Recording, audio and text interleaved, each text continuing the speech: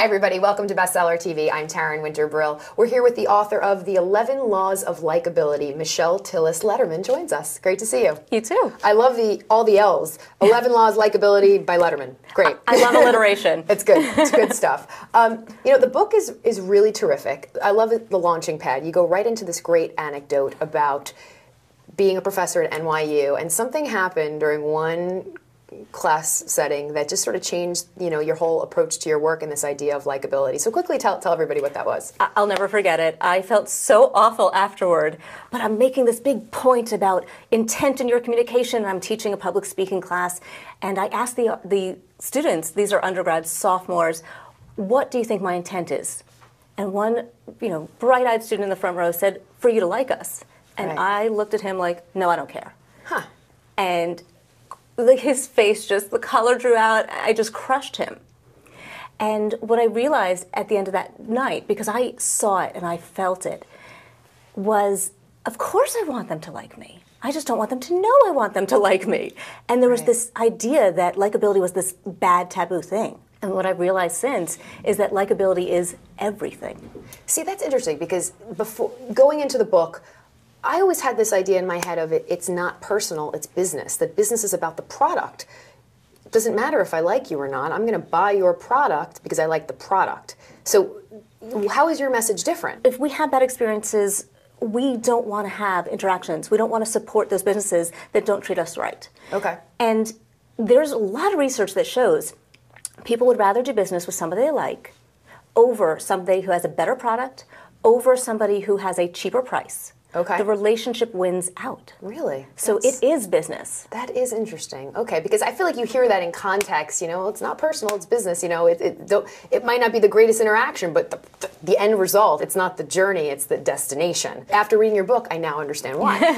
Something else I wanted to touch upon was this idea of, before I read the book, I'm thinking to myself, you know, laws are finite things, 11 laws of likability, and I'm one of those people that I think a lot of people do, likability is this kind of intangible thing. Can you really teach someone likability? I mean, is it an inherent quality? I mean, how do you, what's your take on that? That's a really interesting question. I don't think it's an inherent quality. Okay.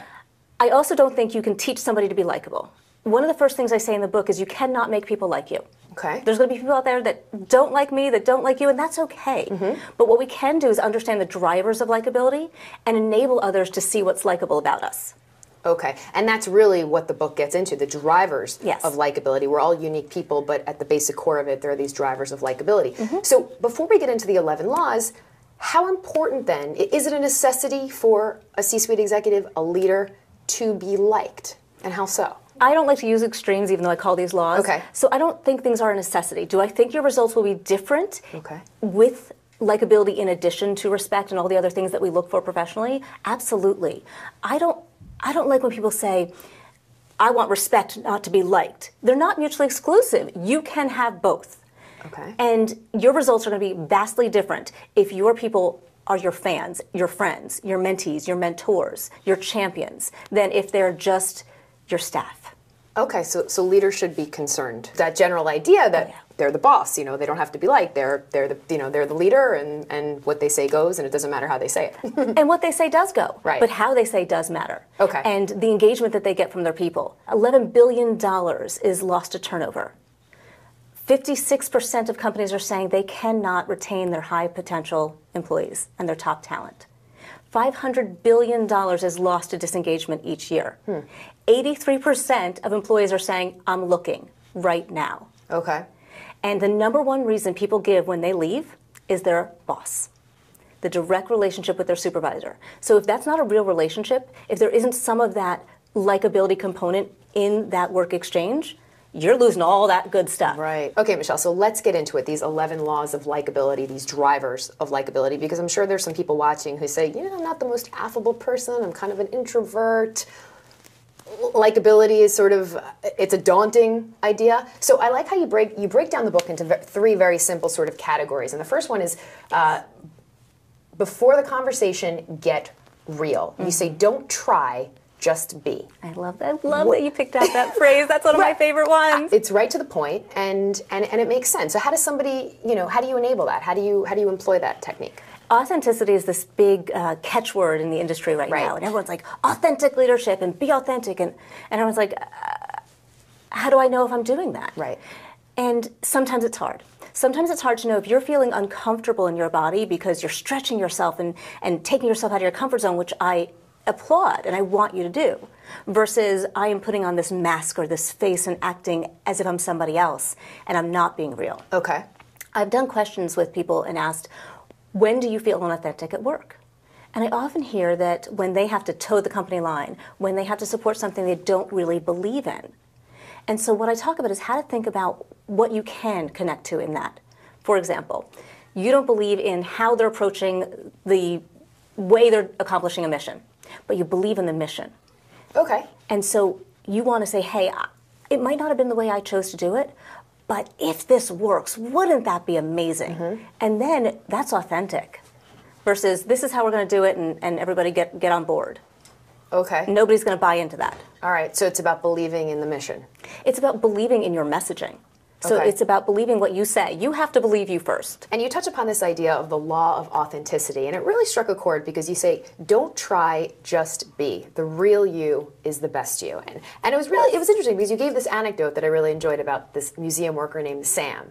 And he was so passionate about the product, but then it sort of got lost in translation when he went to go relay that passion.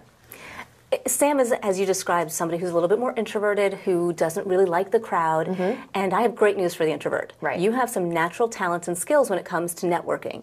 You are more effective in the one-on-one, which is really where we connect, and you're better listeners. You take in that information and you probe and you get more out of somebody.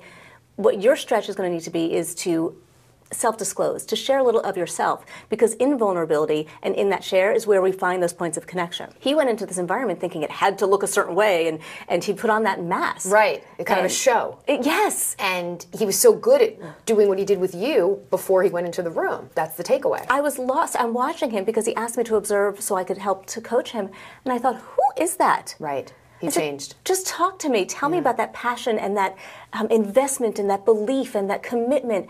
And my checkbook is going to open and pour into your arms because he was trying to fundraise. So just everything it's just try to block out the big crowd of people, and it's just a one-on-one kind of tunnel vision. Just you know, the two of you at lunch, let's say. Absolutely. And try to stay away from that whole daunting, idea of the big room. And even if you did have a crowd around you, having that eye contact and talking to you and then talking to the next person and talking to the next person, it is still a one-on-one conversation even with a group. Right. That's right. Exactly. And something you also said, because likability, you said, isn't necessarily about being bright and perky. In some cases, it's the opposite. You discuss this in the idea of the law of energy. So how could it be the opposite? We're not asking people to go out and just be like, hi, I'm happy all the God, you'd want to shoot them. Right. What you want to think about is where's the other person's energy. And I talk about productive energy. Sometimes the energy in a situation is to be calm or thoughtful or introspective. So you really want to think about what's the right energy for a situation and figure out how to shift your energy to that good place. So you can still be likable and be calm and introspective. That's what resonated and I thought was really interesting, is that this idea of likability is, hey, like me, high energy, but you can be sort of that low key person as long as you're yourself. I will tell you that I think I got more likable when I calmed myself down a little bit. Interesting. There's something to be said about that, right? It's not about the other person. It's not about you. It's about the interaction you have together.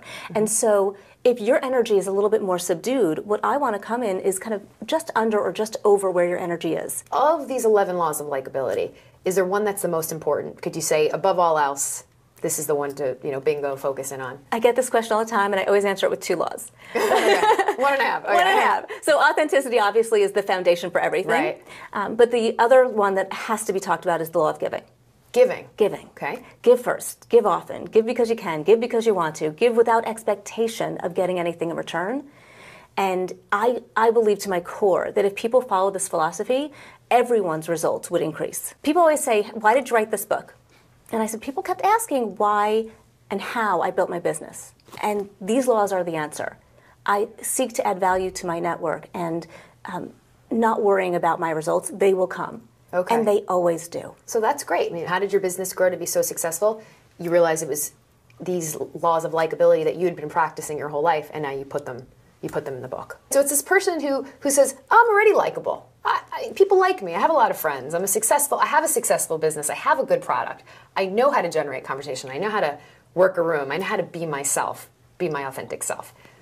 Why should, what else can they gain? What can they seek to benefit in these 11 laws that they may not be aware of? The success of somebody is more related to their EQ, their emotional quotient, than it is to their IQ.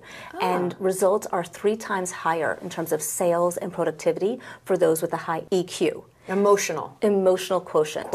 This book and these concepts are going to increase the self-awareness. And sometimes, as you said before, I'm doing this, I didn't even realize I was doing it. Right. Sometimes when we're more aware of it, we can be more effective with it. And we don't fall into the traps of, oh, I'm doing that thing again, because it's in our front of mind. A lot of this stuff, you might say, I've heard this or I know this, but are you doing it? Are you infusing it? Are you living it? So I want to know when books 2, 3, and 4, 12, 13, 14, 15 laws of likability, because there's always, it's an evolving thing, likability. I'm actually working on a follow-up to this. Oh, good. Although it's not going to be a law, it's called the Connectors Club. Oh, okay. A little sneak peek. Yeah. All right, great. Well, we'll talk to you about it. We'll connect. Well, Michelle, we're out of time. I know we got to a few of the laws, but this is really comprehensive, sort of this guide, and it's for everybody. And it's even for the person who thinks they're already likable. There's still more to be learned about being likable if you think you have it. So thank you so much for being here, and we look forward to future laws, as they say. If you'd like more information on the book, all you have to do is go to our website, c-suitebookclub.com. That's c-suitebookclub.com. I'm Taryn Winterbrill. We'll see you next time right here on Bestseller TV.